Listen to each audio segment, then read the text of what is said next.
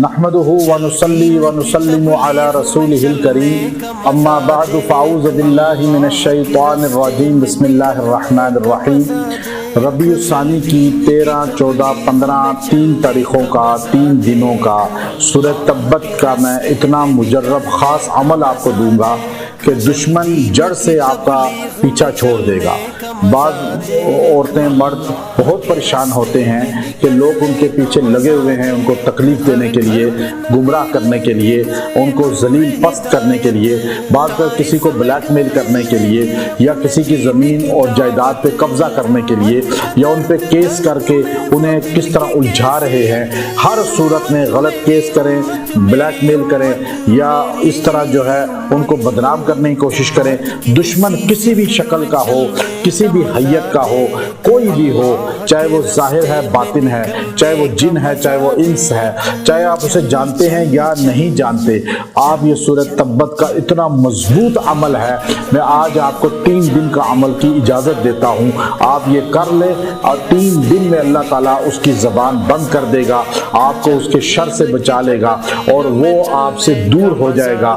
بعض کا خواتین ہمیں بتاتی ہیں کہ بعض لوگوں نے تصویریں ہماری رکھی ہوئی ہیں اور اس کی ایڈیٹنگ کر کے ہمیں بدنام کر رہے ہیں یا بلیک میل کر رہے ہیں، اور کوئی میسیجز ہمارے رکھے ہوئے ہیں۔ ان سارے مقاصد کو سامنے رکھ کر آپ یہ عمل کریں۔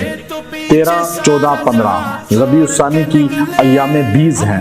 ایام بیز 3 دن کا روزہ سنت ہے، آپ رکھ لیں تو اچھی بات ہے، نہ رکھیں تو پھر بھی یہ عمل آپ کر سکتے ہیں۔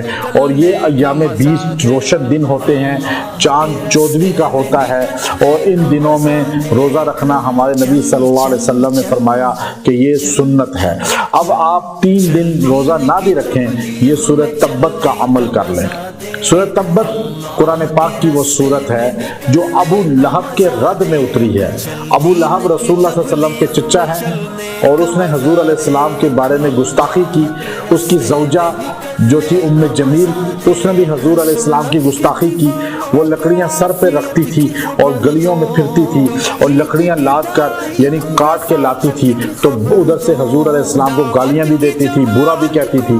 تو قرآن نے کہا تبت یدا ابی لہب و تب، یعنی ابو لہب کے ہاتھ ٹوٹ جائیں جس نے ہاتھوں سے حضور پر پتھر پھینکے، اور وامرأتہ، اور اس کی بیوی بھی، اور اس کا بھی آگے ذکر کیا کہ وہ بھی تباہ ہو جائے۔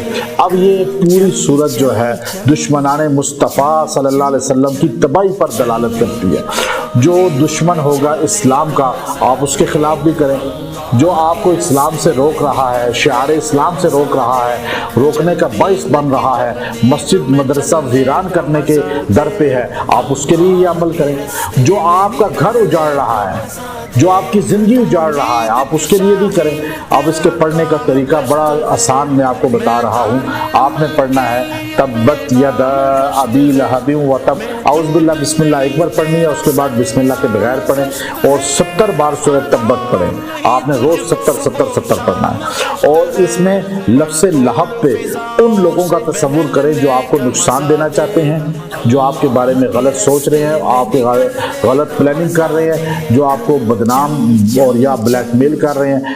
1 ہو، 2 ہو، 100 ہو، سب کا تصور کریں۔